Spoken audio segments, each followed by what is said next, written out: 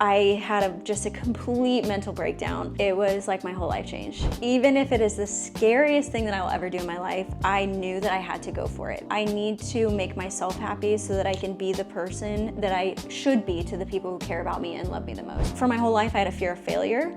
This was like, now I had a fear of never doing it. And as soon as I made that decision, I never looked back. After an answer like that, that makes me really curious if you have any regrets about it at all.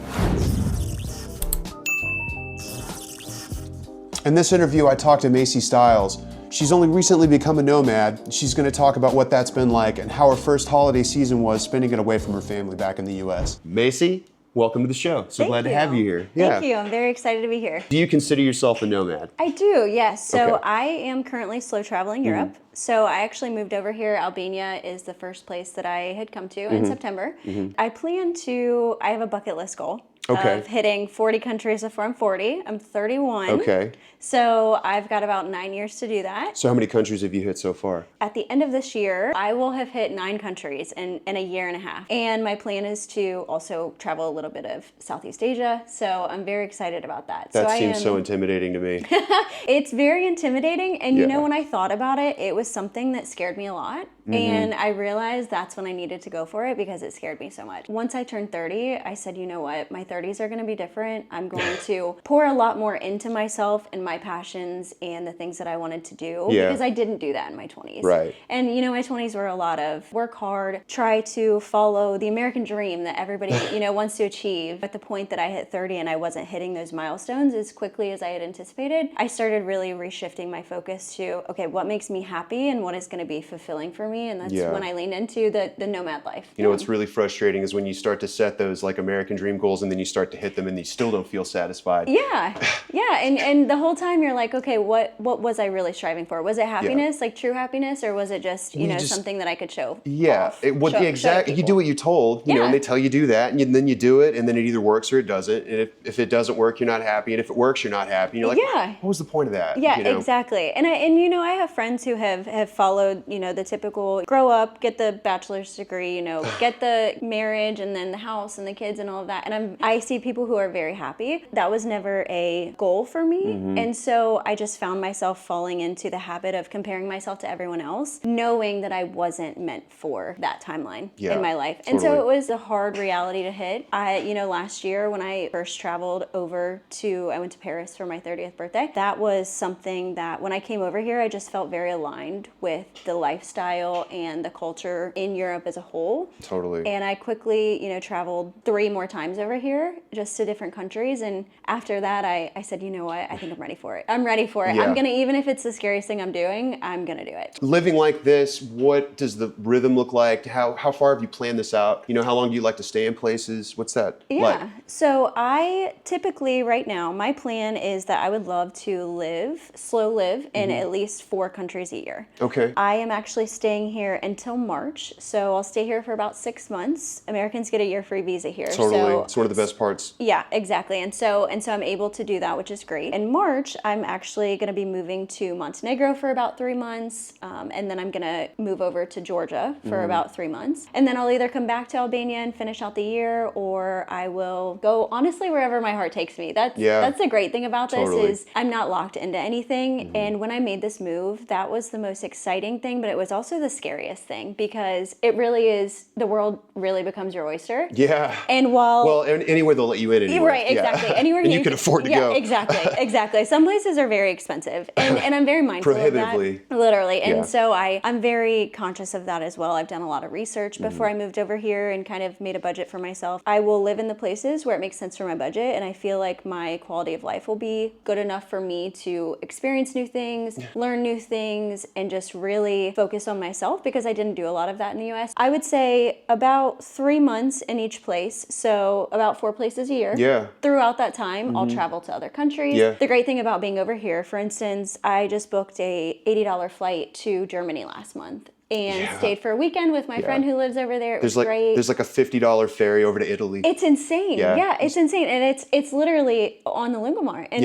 about 50 feet, from my front door. And so, yeah, it's wild how quickly you can get flights over here and how much cheaper they are in the US. I have planned out until about next September, October. I've got my plan: Albania, Montenegro, Georgia, and then I'll probably be back here. When do you think you're going to start to like make future plans past that? I don't really know. I'll probably Gonna vibe it out. Yeah, I'll feel how I feel with this lifestyle. I'm able to make kind of last minute decisions. If I'm not feeling a place, or if my feelings have changed on going there, or something happens in that area, I'm able to kind of make the switch pretty quickly. I have it planned out until about next September, October, and then we'll kind of see how it goes from there. My plans may change the year after that. Maybe you like some place, you stay there. Yeah, exactly. Yeah. And if I like somewhere and I stay there, I'm still able to travel how I want to travel again, because travel is just so accessible. Absolutely. To get to all these countries from over here. So where are you from? So I am from Ohio. Okay. I'm from a very, very small town. It's called Wapakoneta. Believe it or not, it's actually the birthplace of Neil Armstrong. What did you do for a living before you left? I was a paralegal for about 2 years that I was in school, the last 2 years of my schooling. And then as soon as I graduated, I moved on, and I was doing foreclosure and eviction law. Oh my and God. It was so soul-sucking that I quickly realized I actually wanted to go to law school. I wanted to be an attorney. I had so much ambition to do that. So that's not what you went to school to be doing? No. I got my degree because I thought I had to. I tell a lot of people, like, if you are not...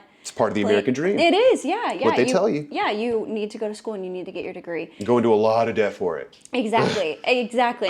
And I'm dealing with that right now. Great. Yeah. Thanks. Right, thank you so much. Yeah. So I got the degree. I was a paralegal, and when I was working for the foreclosure and eviction, it was right before COVID hit. The years that I was doing that, I felt like I was finally hitting my stride and being good at something that I was really passionate about, but it just didn't feel right. I actually ended up taking on a part-time job at a smoothie company. Wow. Yeah, smoothie store. We had one store at the time. It's called Better Blend. It's in Ohio. I needed an outlet, something that sparked my happiness again, because I was... You thought smoothies might do it? Yeah. That's funny. And smoothies are great. I love smoothies. Yeah. Yeah, and totally. I had heard a lot about the company beforehand. I'd stopped in, and I ended up applying at this place just as a smoothie blender. I just took it on, and I was working so much. I would go work 75 hours at my law office because I was always working overtime. And then I would get off and I would go to my job being a blender. Yeah. What did you sleep like 5 hours a night? Pretty much. That was my life. And I loved the later half of that because it really led me to where I am now. You're still doing that. That's your current job while you're traveling. Yeah. Yeah. So I currently am our chief of operations. I worked my way up in the company. I had went over to Paris for my 30th. Paris was a bucket list item for me. It's a good start. Exactly. And on my 30th birthday, when we touched down, I thought the second I got off the plane and, got into the middle of Paris, I was like, this is how I want to live life. And not every country in Europe is like Paris, right? Albania is very different than Paris,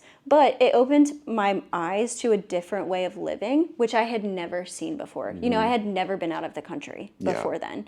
And I think that a lot of times, we're sold that other parts of the world may not be as, convenient or extravagant as the US. And coming over here and seeing that even if you don't have that, you have a little bit more community. You have a little bit more work-life balance. A lot more community. Yeah. Holy cow. I realized that while, yes, I had tried to make it to the top of where I was supposed to, you always strive to, be the best in the company or, do the most or whatever it was. While I loved doing that, I realized that I was putting my own life on the back burner. And so... that's part of the American dream. That's how you achieve that. Exactly. You work all the time and you have little time for yourself. And your whole identity is attached to that. Yeah. Like, that's how you introduce yourself to people. That's the first thing you ask. That's what you say about yourself. Exactly. And my friend and I were actually having a conversation about this the other night. In the US, a big topic of conversation is, what do you do for work? That's like the first question. Like, hey, how's it going? If you meet a person, you hang out for a second, and it's like within minutes, that's going to be that's what you talk about, because that's just how you identify. Exactly. And that's a big part of our life. And for me, not having children, not being married, I really didn't have another side of myself that I had ever kind of dove into who am I as a person? It was very hard for me to come to the realization that I did not know myself. Do you have like a particular moment or catalyst that you felt like was this is the moment lightning struck, like I'm getting out of here? I remember it was Christmas Eve. I had gone home. I was just having so much anxiety. I didn't know where it was coming from. I had just a complete mental breakdown. I was sitting on the couch with my dad and my stepmom, and they were like, wait, I've never seen you like this before. You have to make a change. If I was to move over to Europe, visas are very, very complicated. So immediately you to Europe then? Yeah, I know this is where I'm supposed to be. I was very overwhelmed with starting, the process of even thinking about that. Yeah. And there were times where I would just sit there and I would get so down on myself because I'm like, I can never figure this out. This is never going to work out. It was a little heartbreaking to think that maybe this isn't achievable.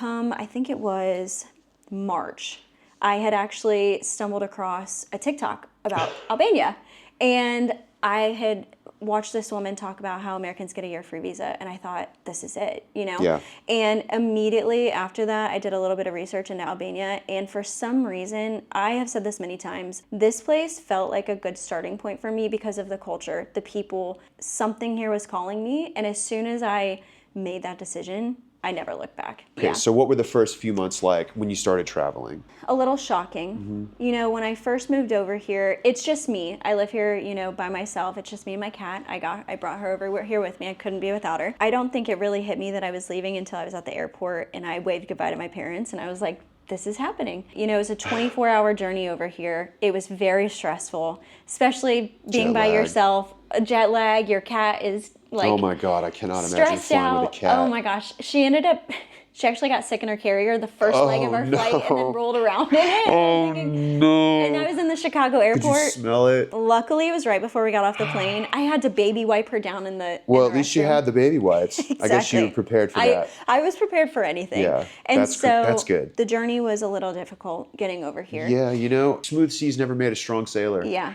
it definitely made it worth it because the second I touched down here, it was like a breath of fresh air. So my first, couple months were pretty interesting, definitely. Started trying to learn the language a little bit more. I'd learned the basics when I first got here, but just trying to learn as much as I could. I take in everything. I love sitting at cafes and people watching and kind of seeing how people interact with each other. And just realizing that it is different than the US. It is very different. Very. It doesn't mean that those things are bad. Yeah. It's just different. Was there anything that was like harder than you expected emotionally? So holidays are hard.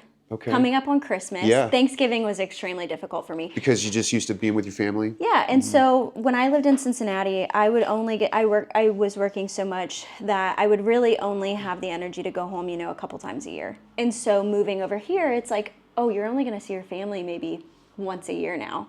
If even that, if you can even make it home, because flights back home are expensive. No one's coming here. And it's very difficult to get, a whole family over here to travel. Thanksgiving was a little difficult, but again, we had, an expat dinner. I was about to ask, so you went to that. So I mean, I did. there's a lot of places that try and help to accommodate that. Yeah, like exactly. expat groups and meetups, and so how was that? It was amazing. There was probably about 50 people there. Yeah. Most of them were American. There were a couple who are from other countries, Germany or Poland or wherever it may be. And so it was really great to just kind of meet people who are like you, but in a setting that is not familiar. The people at the restaurant that we set it up at, they did a traditional American Thanksgiving with an Albanian twist on it. That's and cool. it was wonderful. Yeah. It was really great. They put in a lot of effort and I really appreciated that. They didn't have to do that for us. But it is nice. They're so welcoming of Americans here. They love Americans. They're wonderful. Yeah. They truly are. That made it a lot easier for me because I am somebody who enjoys being alone, but I love being around people, especially on the holidays and stuff, because celebrating holidays with people was big for me because that's really the only time I would see my family. The day that we had it, our dinner was at probably 5 or 6 o'clock. And that whole day, I had cried a couple times because I was by myself and I was just feeling very emotional. I went to the dinner and it was great. I've met a lot of the expats and everybody has been so welcoming and so great. And even if you sit down at the table and you have no idea who any of them are, everybody's been very, very welcoming. Hey guys, if you like this, consider giving me a subscription. Back to the interview. So I'm curious, why did you decide to travel instead of just like relocating? I know you said you had that goal of seeing all those countries. So it was just like you started this off with the bucket list. And, I did. And like, I'm not moving. I want to see the world first. Yeah. When I am traveling to different countries, I feel like I'm the best version of myself. Yeah, absolutely Because relate to that. my mind is more open. I'm more patient. I promised myself my 30s were going to be different. I'm going to do it. Yeah. And so that's what really pushed me. I was like, you know what? I've said a lot of things in my life and I didn't follow through with them. This is going to be one that I follow through with. Yeah. Even if it is the scariest thing that I will ever do in my life, I knew that I had to go for it. For my whole life, I had a fear of failure. This was like, now I had a fear of never doing it. That was the deciding factor. Yeah, it's like a threshold. And once that line's crossed and you realize one's worse than the other, you're like, I have more to lose from not doing it. Exactly. Yeah. And like, what's the worst that happens? Well, right? There could be bad things that Yeah, could happen, but bad things could happen absolutely. if you don't do it. Exactly. You just never know. And you'll always look back and wonder what if it's something you really want to do. What do you think people misunderstand most about this decision? It's not that it was, I am miserable in my life. It's just I want something more for my life. How does that overall affect your relationship with people then? Being able to, move over here and have all these new experiences, it makes it easier for me to connect with people because I get to share those things with them. Yeah. And, it's exciting when I can have, an hour-long phone call with a friend about, a trip that I just went on. Yeah. And they say, oh, I would love to go to Germany. Yeah. Let's talk about it. You definitely have something to talk about. Yeah, exactly. And Yeah. so it's made it a lot easier. And for me, because I was in such a dark place when I was in the US, it made it extremely hard for me to reach out to people. Totally relate to that. Yeah, and I was kind of... And why would you? What do you want to talk about anyway? Exactly. Talk about how you're unhappy? Yeah, exactly. And I don't want to project that onto people. Yeah, And so yeah, it I makes you feel realized, guilty. I realized that, I need to make myself happy so that I can be the person that I should be to the people who care about me and love me the most. They're pouring so much into me. I have nothing left to pour out to anybody because I could barely give it to myself. And Yeah. so that was very important to me, was to improve my life so that I can be the friend, the daughter, the coworker that I need to be to other people. And now you feel like you've done that. I feel like I'm working towards that. Okay. I don't know if That's a good answer. Yeah, I don't know if I'm completely there yet. But you're closer than you were. I'm closer than I was, and that's what matters to me. Yeah, that makes me think of, mindsets, especially in the U.S., is very materialistic. So, It is, yeah. especially as a traveler, you're staying places a long time, but you're still a nomad. So Yeah. how does that affect your relationship with possessions? I've never been a materialistic person in my life, but there were some things. Getting rid of my couch. It was a couch in my first living room that I had by myself. It might sound so stupid, but I was like, I can't wait to, relax on my couch. And getting rid of that, I was like, man, somebody else is going to be relaxing on my couch that I cared so much about. And then dropping all my stuff off at,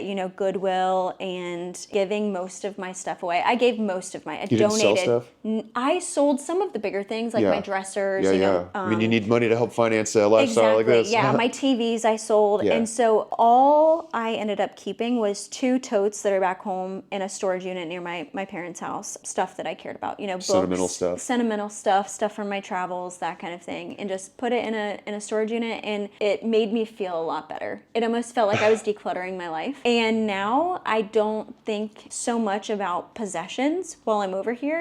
Back in the US, if I was bored, I would go to TJ Maxx and I would go by and I would spend, $100 on all this home decor. Nobody ever came over to my house. I've never hosted anybody. That wasn't my thing. I think that I was trying to be this person with all these possessions, and that's not what mattered to me. I could do really well at this because I don't care about possessions. Absolutely. I care about experiences. And if I can experience new things and have those memories, that means so much more to me than having the greatest home decor in the world or Totally. the nicest car, anything like that. You have to be okay with living very minimally. So do you consider yourself a minimalist? Now I do. Before, like I said, I would try to decorate my apartment and stuff, but I never had a bunch of things on the walls. It wasn't my thing. I wasn't very good at decorating, but I would just go buy so much stuff. So now... That advertising has an effect on you.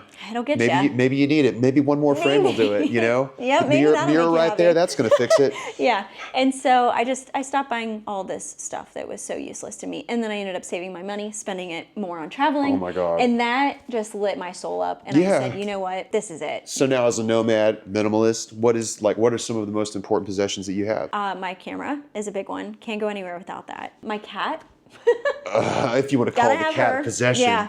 That's your life mate. That's my baby. Yeah, yes. absolutely. So I would say my cat, and really that's it. If I have those two Great. things, I'm doing good. I think a lot of people are going to relate to that. Yeah. What's the pettiest thing that you think that you miss from the U.S.? I would have to say probably taco seasoning, because I went on a hunt for it. After we had Mexican food as an entire category could be my answer. So taco have to seasoning is a agree. pretty precise answer. Yes. So do you have a particular process to how you try and stay in touch with people, or does it just happen organically? It just kind of happens organically for me. You know, if my friends call me, I'll pick up the phone. If I don't hear from you for 2 weeks, 3 weeks, no big deal. We'll connect and I'll see how you're doing and we'll have a conversation. Yeah. And then you made local friends too. Yeah. And that helps a lot. Friends. Great local friends. It's amazing how cool the people are that I'm meeting. I love it. People have been so great. And you know, it was such a surprise for me. I, again, have a hard time meeting new people. Over here, it has been life-changing. Yeah. It truly has been. It has made me more willing to open myself up to people. And again, because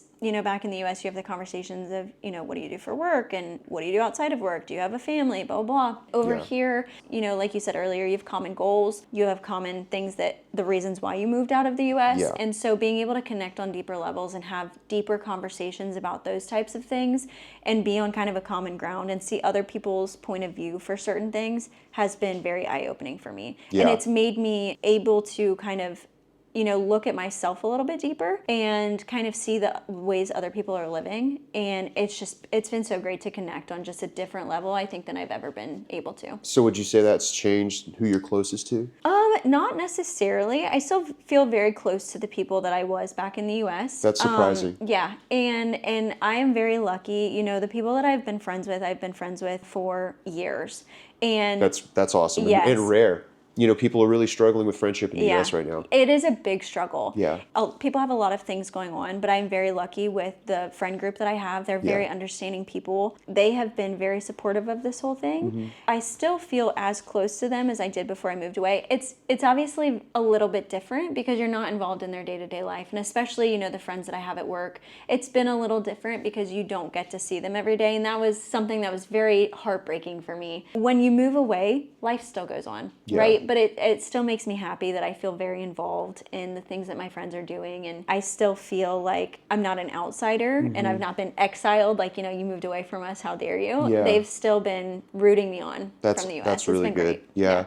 So how do you feel like this has affected your relationship with dating? Dating in a new area where people don't tend to date as casually as they do in the US is very different. And so it's been interesting. Yeah, so does this make it easier to think about dating long term or harder? Makes it a little bit harder, especially with me traveling around. If something happens and you know, I get into a relationship where it makes sense and it's someone who is supportive of me doing those things, great. Yeah. But if it's not and it doesn't make sense for the point that I am in life, it's like, you know what? It's not helping. Yeah, exactly. Yeah. And so I've kind of decentered relationships from my life in that sense, which love has been that. so freeing Absolutely. for me. Oh my gosh, it has been so freeing. And I feel much more powerful in my own, like I'm much more confident in myself. Absolutely. In my abilities. So what is a range of an average cost of a month for living? All things considered, my average bill spending is about $1,500 a month. That's rent, that's transportation, that is food, and that's, you know, with having fun money to even spend. So what do you have like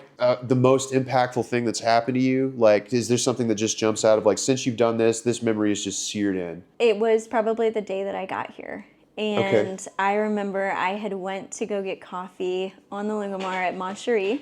I went in, butchered the language, of course. At least you tried. I tried. I tried. And they so love hard. that. They do, and Mostly. they were very nice to me. Yeah. And you know, I got my coffee. I went and sat near the water. I just kind of took a deep breath and I was like, I did this. I had been dreaming of the day that I actually touched down here and was able to just breathe for a second.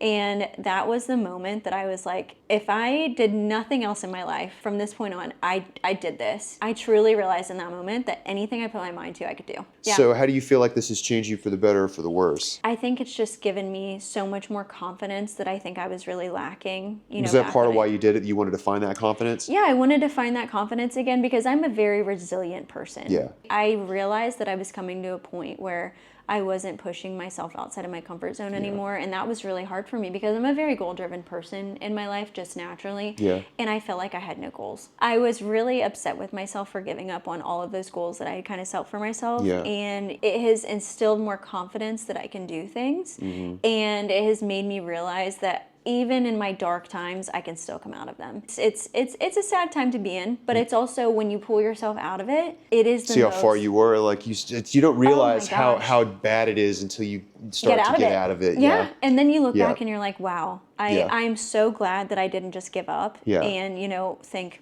well, it is what it is. Yeah. When you're at the bottom, the only way is up. And that's how I really had to think of it. And I thought, you know what? I feel so down right now. Yeah. I have to climb up. And I have to keep doing this. So that, I mean, especially after an answer like that makes me really curious if you have any regrets about it at all. No. None. Not a single one. regret. It's crazy because when I made the decision, I put together like a 12-page document of how I was going to make it work, why I was moving, how I was 12 pages? 12 pages because I really I mean, that's a lot of pages. pictures and everything too. Wow. I really had to see it on paper and think, okay. Do you ever still look at it? I do. I have it on my laptop. It's actually on my home screen still. No kidding. Yeah, and so I have to ask you, what kind of stuff do you have in that? Well, so I put together, the area that I was moving to, why it was a good area to move to. And this is it's like an essay with pictures like written to yourself. Yeah, written to myself, just kind of, I was planning on sharing it to my boss, and I was going to share it to my dad. So not necessarily written to yourself, but written to a person to explain why you feel the way you feel. My feelings and how and why I'm making this decision. Because I did not, when I went into this, I fully expected no one to understand. I know people who just pick up and they move. For me, not being a risk taker, I really had to lay it out for myself because I needed to know that the risks that I was taking would be okay. And so you never know. Yeah, you never can't know. Exactly. And so I just kind of had a little,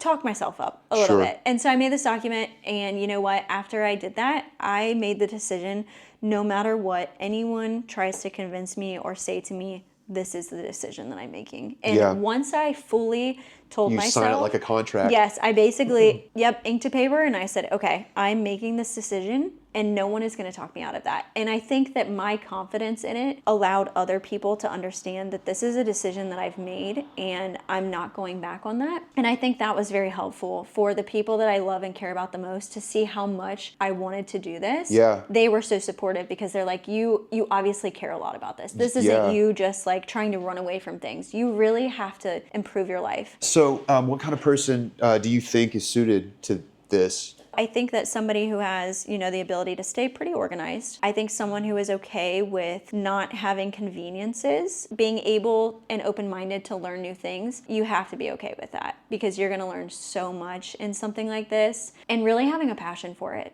While the lifestyle, from the outside probably looks like, oh, that's so cool, or, this very and that, glamorous. and very, very glamorous, there are times where it is incredibly difficult. I had a really hard day recently where I woke up, it hit me, I'm not in my home. I'm not around the people who I'm so familiar with. And it was a really hard day for me. And then I went into a store. The translator app wasn't working correctly. Go figure. And so I was just having a hard time, and I just started crying in the store. No. And I was like, okay, I need to take a break for a second. My feelings are very big right now, and I can't work through them. And I just felt very dumb, in the store, not being able to communicate with somebody. It's gonna happen sometimes. Exactly. And I think just being able to understand that you're gonna feel like an idiot. Exactly. At some point. You just have to accept that. Yeah, just swallow your pride and say, okay, I'm new to this. I'm still learning this. Yeah. I'm gonna wake up tomorrow and I'm gonna try again. Exactly. Being able to maybe the day after tomorrow. Yeah, maybe take a day off. Maybe I'll take a little bit of a breather and then try again. But being able to get kicked down a little bit and still get up and try again is big. Yeah. I think. So what do you think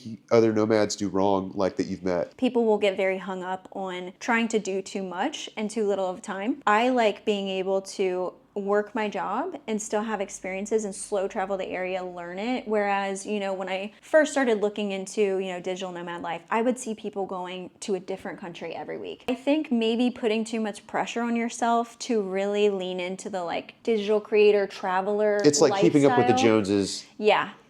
So I think maybe traveling a little bit too much and not really fully immersing yourself, I think has become a bigger trend. Sometimes that's exactly what people want, and I think that's great. If you want a slower lifestyle, I think slow traveling and doing it over a course of a couple years versus, going on a 6-month stint and going to 30 countries in 6 months, I think could be done a little bit differently. Yeah. So what have you learned that you wish you knew before you started? That it would be a lot more mentally demanding, I think, than I had anticipated. Just doing daily life here sometimes, especially when you're going to the grocery store. Laundry, dishes, having to hang dry everything. And it's funny because those are such little things, but when you come from a country where you have a dryer. Yeah, and exactly. You You have see a little dishwasher. things when you start to spend 10, 20, 30 minutes doing these chores every day. And I mean, I know it sounds petty, but Yeah. it's like when you're not used to having to do that, it's a shift. It's an adjustment, yeah. So after 40, what do you think? Is that just we'll see what life has in store? I think I'll see what life has in store. You know, I'm very fortunate that my dad is only 40. If he hears this, Dad, I think you're 48. I would hope you would show it to I him. hope he'll watch this. But so he is 48 right now. So I'm very Mm-hmm. lucky that I am still very early in this and I'll be able to kind of spend time with him after I get done with this. So Okay. I'll see. That means is like you might move back to the U.S. and live out there for a while. Yeah, and Okay. I would love to, you know, at one point, if anyone in my family got very, very, very sick Mm-hmm. and I had to come home to take care of them, I would move home in a heartbeat. So if someone's on the fence right now thinking about this, what's Yeah. something that you think they should think about? If you can look at yourself and say, I'm happy, you know what, maybe that is the path that you should continue down. But if you even have any thoughts that you are unhappy in any areas of your life, I think you should really consider what Maybe would write make a me 12-page happy. document. Maybe write a 12-page document. Include the bullet points. Yeah. You know, really sit down and think about the pros and Mm-hmm. cons of continuing down the path you're on. And if that's not the path that you see that is fulfilling and will make your life worthwhile, I think you need to really consider what are the changes that I can implement, even if they're small things. You know what I mean? You don't have to necessarily uproot your life and move out of the US, but even traveling outside of your area, your country, you know, experiencing new things will really open your mind up to different things that you could do in life. Macy, this was great. Yeah, I thank really you. This was a appreciate you lot of coming on. fun. Yeah, you did this was great. very exciting. I really hope you enjoyed that interview with Macy Stiles. You can find all of her social media information down below. And if you like that, check this out.